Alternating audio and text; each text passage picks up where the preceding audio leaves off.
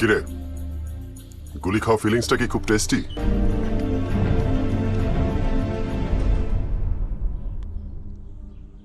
মাদ্রাসায় ছোট ছোট বাচ্চাগুলো পড়ে না।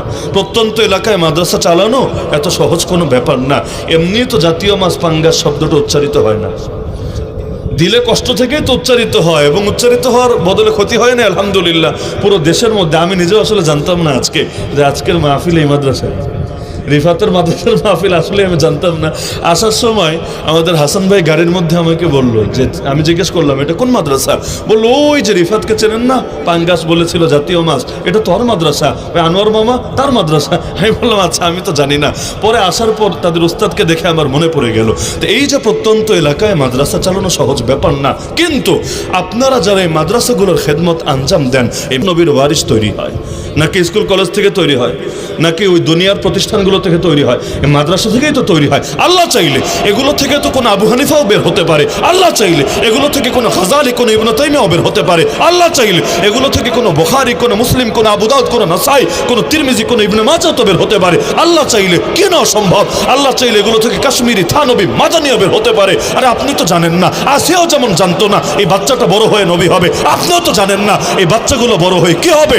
আসিয়া যেমন না জেনেও বাচ্চাকালে খেদমত করে সে জামানায় ইমানের কি আলা স্তরে, কি উঁচু স্তরে পৌঁছে গিয়েছে।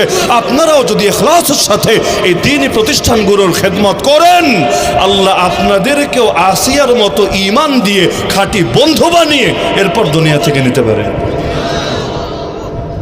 সম্ভাবনা আছে কি না? কোরআনের ব্যাখ্যার সাথে মিলে কিনা? তো এখন সেই আসিয়ার একটা দৃষ্টান্ত আল্লাহ বলছেন, ইয ক্বালাত, স্মরণ করো সেই সময়ের কথা, রব্বি ইবনি লি ইনদাকা বাইতান ফিল জান্নাহ। যখন আসিয়াকে জুলুম করা হচ্ছিল, এত জুলুম কোনো কোনো ইতিহাসে এমনও পাওয়া যায়, ফেরাউন জল্লাদকে বলে দিয়েছিল, যখন অনেক মাইরাও কাজ হয় না, বোঝানো তো কাজ হয় না, কোনো কিছু দিয়ে তাকে ইমান থেকে সরানো যায় না। এক পর্যায়ে জল্লাদকে বলে দিল, কোনো কোনো ইতিহাসে পাওয়া যায় যে জীবিত অবস্থায় তার গা থেকে চামড়াগুলো ছিলে ফেলো।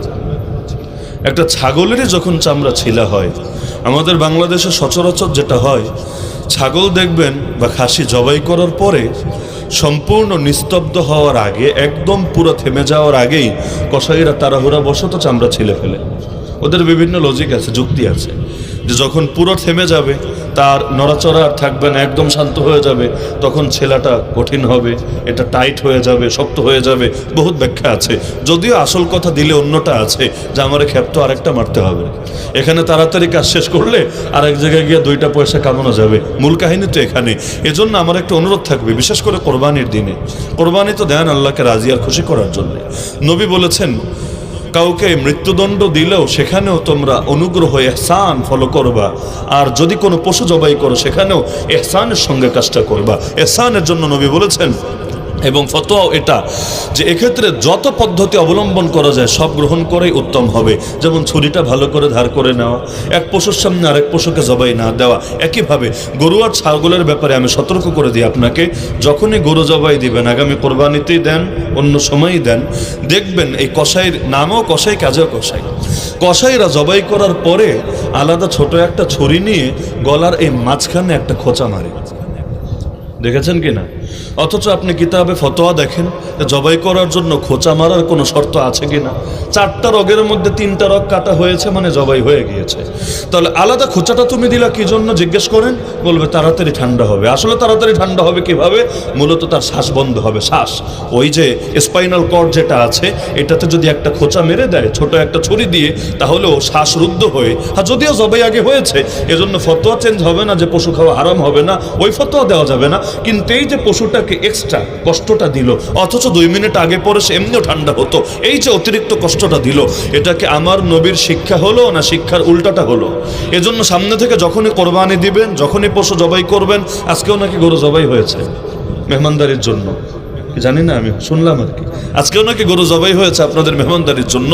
যখনই গরু জবাই হবে আপনারা সাবধান থাকবেন, কসাইরা যাতে ফাইজলামিটা না করতে পারে, না হলে এটা আমার নবীর শিক্ষার বিপরীত হবে। একইভাবে ছাগলের ক্ষেত্রে কি হয়, ওই জবাই করার পর যতক্ষণ সে নড়াচড়া বন্ধ না করবে, তার ভেতরে প্রাণের স্পন্দন দেখতে পাবেন, খবরদার ওর গায়ে চামড়া ছিলতে দিবেন না, না হলে জুলুম করার দরকারটা কেউ এমনিও মরবে, অযথা আপনি অতিরিক্ত কষ্টটা কেন দিবেন? তো বলছিলাম আসিয়ার কথা, জল্লাদকে বলে দিল তার গা থেকে চামড়া খসিয়ে ফেলো। তা আপনি কল্পনা করেন একজন জিন্দা মানুষের গা থেকে যদি চামড়া ছেলা শুরু হয়, তার যন্ত্রণা কত তীব্র হবে। আমি আপনি হলেও হয়তো সেই সময় বলতে শুরু করতাম, থাক, ছাইরা দাও, মাফ করে দাও, আর হবে না, আরই ভুল হবে না। আর জান বাঁচানোর জন্য তো কুফরি কথা বলাও জায়েজ আছে, কোরআনে আছে, ইল্লা মান উকরিহা ওয়া কলবুহু মুতমাইন্নুন বিল ঈমান। কাউকে যদি জানের খতরায় পড়ে যে গুলি করে মেরে ফেলবে, দিল যদি ঠিক থাকে আর জান বাঁচানোর জন্য খালি মুখরে কুফরি কথা বলে, আল্লাহ এর জন্য ধরবে না, আল্লাহ এটা মাফ করে দিবে। কিন্তু ঈমান যখন অন্য লেভেলে চলে যায়, মানুষ তখন এই ছাড়টা পর্যন্ত গ্রহণ করতে রাজি হয় না। আরে ছাড় তো চাইলে বেলালও গ্রহণ করতে পারতো, ছাড় তো চাইলে সুমাইয়াও গ্রহণ করতে পারতো, ছাড় তো চাইলে আম্মার ইয়াসিরও গ্রহণ করতে পারতো, ছাড় তো চাইলে খুবাইব খাব্বাবও গ্রহণ করতে পারতো। কিন্তু তারা রক্ত দিয়েছেন, কেউ জান দিয়েছেন, কেউ জুলুম সয়েছেন, আমাদেরকে শিক্ষা দিয়েছেন যে ছাড় গ্রহণ না করার মধ্যে মুমিনের ঈমানের আলাদা এক ঝলক আছে। এমনকি কারো কারো জন্য এটা হেদায়েতের জরিয়া বটে। আপনি চিন্তা করেন, ইমাম আহমদের নাম শুনেছেন?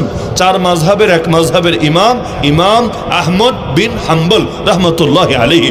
বুড়া বয়সে তাকে জেলে জুলুম করা হচ্ছে। পরপর 3 জন সরকার তারা জুলুম করেছে। এক খলিফা মরেছে, আর এক খলিফা, এরপর সে মরেছে, আর এক খলিফা, 3 জন জুলুম করেছে তার একটা সহিহ আকীদার জন্য, তার একটা ফতোয়ার জন্য। লেকিন একটা পর্যায়ে তার শাগরেদ তাকে বলল, হযরত আর কত? আপনার সঙ্গে যারা জেলে ঢুকেছিল আজকে একজনও নাই, অধিকাংশ আপোষ করে নিয়েছে সরকারের সাথে। আর যেই কয়েকজন আপোষ করে নাই, একজন করে মরতে মরতে সবাই কবরে চলে গেছে। তো গোটা ইসলামের ঠিকাদারি কি আল্লাহ আপনাকে দিয়েছেন নাকি? আল্লাহ সাধ্যের বাইরে বোঝা চাপিয়ে দেন না। লা ইউকাল্লিফুল্লাহু নাফসান ইল্লা উসাহা। আপনি সর্বোচ্চ কোরবানি দিয়েছেন, আর কত? মারতে মারতে আপনার পিঠের গোশতগুলোকে পর্যন্ত কিমার মতো বানিয়ে ফেলেছে। প্রতিদিন তাকে বেত্রাঘাত করা হতো, চাবুক দিয়ে পিটানো হতো, বয়সও বুড়া হয়ে গিয়েছেন। তো শাগরেদ বলছে আর কত? এবার অন্তত আপনি নিজেকে বাঁচানোর খাতিরে ওই বাদশা যা শুনতে চায় সেটা বলে ফেলেন। কি সমস্যা আপনার এখানে? তো ছাত্র তো বলছে মোহাব্বত থেকে। ইমাম আহমদ বললেন, আমি জবাব দিচ্ছি তোমাকে, তুমি একটু জেলগেট থেকে ঘুরে আসো। আজকেও তো আমাকে বাদশার সামনে নিবে, তো তুমি একটু জেল গেট থেকে ঘুরে আসো, যা দেখো আমাকে বলো। শাগরেদ গেল, জেল গেট থেকে ঘুরে আসলো। ইমাম আহমদ জিজ্ঞেস করলেন, কি দেখে আসলা? শাগরেদ বললে, হযরত, হাজার হাজার আলেম এবং তালিবুল ইলম কাগজ নিয়ে, দোয়াত কলম আর কালি নিয়ে, ওই জামানায় তো লিখতো দোয়াত কলম, দোয়াত কালি, এগুলো তো আপনারা হয়তো কেউ কেউ ব্যবহার করেছেন, এগুলো নিয়ে বসে আছে জেল গেটের বাইরে। যে ইমাম আহমদ বিন হাম্বল রাহমাতুল্লাহ আলাইহি খালকে কোরআনের মাসালায়, এই মাসালা আমি বুঝাবো না, না হলে লম্বা সময় যাবে এটা বোঝাতেই। এই খালকে কোরআনের মাসালায় সর্বশেষ কি ফতোয়া দেন। এই জামানায় যেমন সাংবাদিকরা কোর্টে গিয়ে বসে থাকে যে সর্বশেষ সে বিচারকের সামনে কি বলে, দেয় না? যেমন শেখ হাসিনা রায়ের তারিখ ঘোষণা করেছে, ওই দিন সাংবাদিকরা কি অন্য জায়গায় থাকবে না সব কোর্টে গিয়ে হাজির হবে? কেন? কি বলে, কি রায় দেয়? সবার আগে ফেসবুকে দিলে ভিউ বেশি হবে, সবার আগে ইউটিউবে দিলে আমার ডলারটা একটু বেশি আসবে, স্বাভাবিক। তো ওই জামানায় তো আর সাংবাদিকও নাই, আর পেপার পত্রিকাও নাই, আর ইউটিউব ফেসবুকও নাই। ওই জামানায় আলেম এবং তালিবুল ইলমের অপেক্ষায় জামানার ইমাম আহমদ কি বলে। আচ্ছা, ইমাম আহমদ জিজ্ঞেস করলেন, ওরা কি করবে এটা? ওরা লেখার পরে কি করবে? বললো, হযরত, লেখার পর তো আর এখানে বসে থাকবে না, জেল গেট তো বসে থাকার জায়গা না, ওরা ছড়ায় যাবে। আচ্ছা, কই যাবে? হ্যাঁ, কেউ হয়তো মক্কায় যাবে, কেউ মদিনায় যাবে, কেউ শামে যাবে, কেউ ইয়ামানে যাবে, কেউ মিশরে যাবে, এক একজন এক এক দেশে ছড়ায় যাবে। আচ্ছা, যাওয়ার পর কি হবে? তারা যেহেতু আলেম, তারা পড়াবে, ছাত্রদেরকে শিখাবে। তারা যেহেতু আলেম, মানুষকে ওয়াজ করবে, মানুষ তাদের থেকে শিখবে। আচ্ছা, কি শিখবে? সহিটা শিখবে না ভুলটা শিখবে? হুজুর, আপনি জান বাঁচানোর জন্য যেহেতু ভুল ফতোয়া দিবেন, তাহলে ওরা যেহেতু এটাই লিখে নেবে, ওরা তো ভুলটাই বলবে, মানুষ তো ভুলটাই শিখবে। আচ্ছা, মানুষ তাহলে কি বলবে? যে ইমাম আহমদের আকীদা ছিল এটা, সুতরাং আমরাও আকিদা বানায় নিলাম, এটা একথাই তো বলবে। বললো হ্যাঁ, আর কি বলবে, এটাই তো বলবে। মানুষ তো আর গায়েব জানে না, মানুষ তো আর আপনার দিলের কথা জানে না, আপনি মুখ দিয়ে যা বলবেন তাই তো বলবে। তিনি বললেন শাগরেদ, এবার চিন্তা করো, আমি যদি আমার ফতোয়া পরিবর্তন করি, আমি যদি ইমানের বদলে কুফরি কথা উচ্চারণ করি, আমার জান বেঁচে যাবে। কথা সত্য, আমি আহমদ বিন হাম্বল আর কয়টা দিন যদি দুনিয়াতে বেশিও বাঁচে, কিন্তু আমার একার জান বাঁচানোর খাতিরে এই যে লক্ষ লক্ষ মানুষের ঈমান বরবাদ হবে, প্রজন্ম থেকে প্রজন্ম ভুল ফতোয়া চর্চা করে এক এক প্রজন্মের পর আরেক প্রজন্ম এই বেঈমানের ভেতর, কুফরির ভেতর, শিরকের ভেতর লিপ্ত হবে। কিয়ামতের দিন এত মানুষের দায় আমি কাঁধে নিব কিভাবে? এজন্য আমি একা আহমদ জেলে লাশ হলে সমস্যা নাই, আমাকে পিটাতে পিটাতে মেরে ফেললে সমস্যা নাই, অন্তত জান তো দিলাম, মানুষের ঈমান তো হরণ করলাম না। আমি গেলাম, কিন্তু এই আদর্শের পতন আর মরণ ইনশাআল্লাহ হবে না। সব জায়গায় ছাড় গ্রহণ করলে তো হয় না। আসিয়া যদি ছাড় গ্রহণ করতেন, আজকে তো কোরআনে তার আলোচনা এভাবে আসতো না। বেলাল হাবশি যদি ছাড় গ্রহণ করতেন, আজকে নবীকে যারা ভালোবাসে তারা বেলালকে এত চেনে, এত জানে, এত মহব্বত করে, বেলালের নামটা তো ইতিহাসে এভাবে স্মরণের অক্ষরে লিপিবদ্ধ হতো না। এজন্য কোরবানির গুরুত্ব আছে নাকি নাই? যেই জমিনে শহীদের রক্ত ঝরে, দুদিন আগে বা পরে সেখানে ইসলামের ফুল ফোটেই ফোটে। শহীদের রক্ত কখনো বৃথা যায় না। এজন্যই কবি বলেন, ইসলাম জিন্দা হতা হয় হর কারবালা কে বাদ। সুতরাং বেঁচে থাকাই সফলতা না, সুতরাং দালালি করে দুনিয়াতে ভালো থাকতে পারে সফলতা না। আল্লাহর দ্বীনের জন্য যদি নিজের জান কোরবান করে দিতে হয়, আর এটা আরো বড় সফলতা। বেঁচে থাকলে কয়জনকে বদলাবো, বেঁচে থাকলে কয়জনকে পরিবর্তন করব, কিন্তু আমরা যদি শহীদ হয়ে যাই আল্লাহর দ্বীনের জন্য, আমাদের রক্তের প্রতিটা ফোঁটা প্রজন্ম থেকে প্রজন্ম মানুষকে জাগাতে থাকবে। আল্লাহ আমাদেরকে দুনিয়া এবং আখিরাতে সর্বোচ্চ মাকামে পৌঁছে দেবে। আবু সাইদ যদি না মরে জীবিত থাকতো, আন্দোলনে আরো গতি আসতো, তাই না? মুগ্ধ শহীদ না হয়ে যদি জীবিত থাকতো, আন্দোলনে আরো গতি আসতো, তাই না? এমনকি আমরা যারা জেল খেটেছে 2021-এ, কেউ 1 বছর, 2 বছর, কেউ 3 বছর, ওই সময় আমরা জেল না খেটে বাইরে থেকে আপোষ টাপোষ করে একটু নিরাপদে থাকলে আল্লাহ ইজ্জত বাড়ায় দিত, তাই না?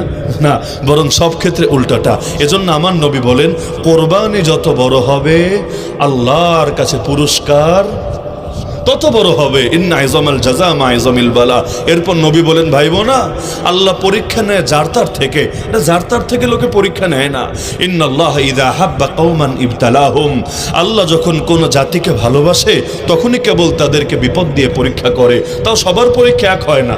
আমার পরীক্ষার বেলাল হাবশির পরীক্ষা এক না, আপনার পরীক্ষার হুসাইনের পরীক্ষা এক না। বলবেন কেন? আমার ইমানে পাওয়ার বেশি মনে হয় এজন্য আমার পরীক্ষা অত জটিল হয় না। না রে ভাই, বিষয়টা উল্টা।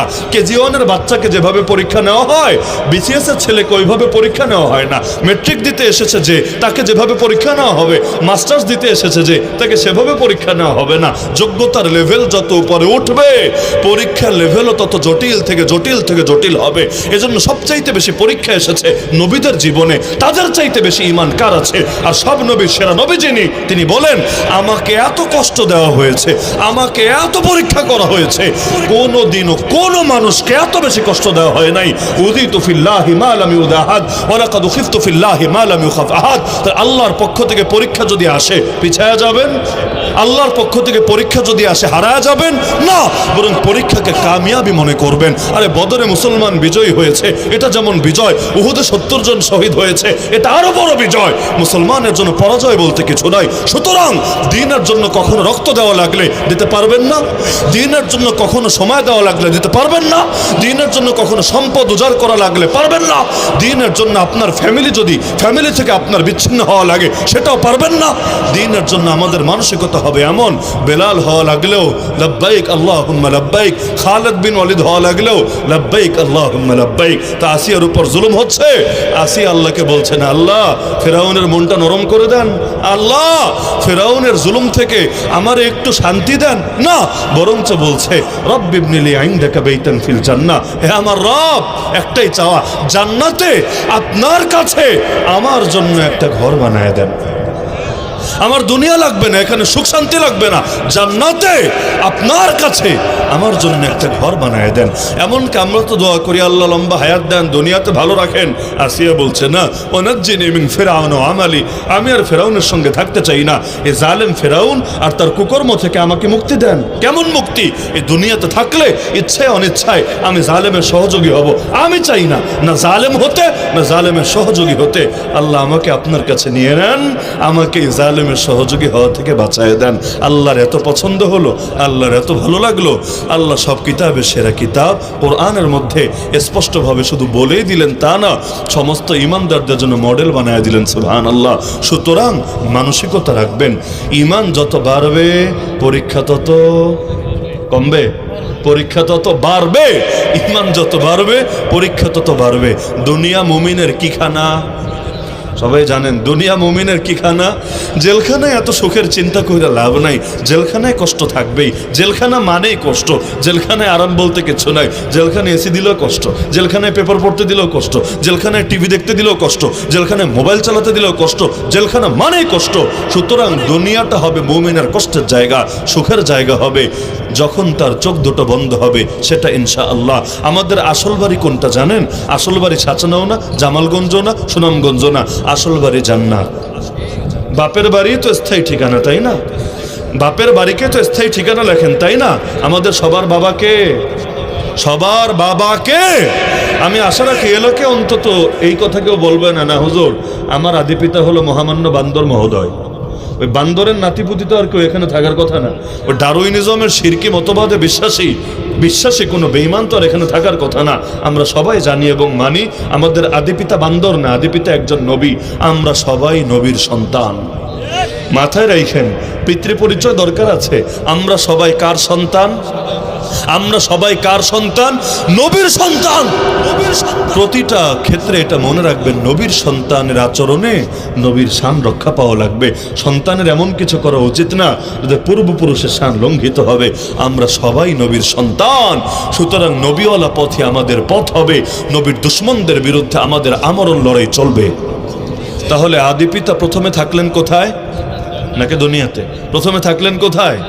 জান্নাতে। আবারও ফিরে গেলেন কোথায়? জান্নাতে। মাঝখানে দুনিয়াতে আসলেন খালি পরীক্ষা দিতে, পরীক্ষার হল, পরীক্ষা দিতে। তাহলে বাপের বাড়ি যদি হয় স্থায়ী ঠিকানা, আমরা এসেছি জান্নাত থেকে, ফিরে যাব জান্নাতে। এসেছি যা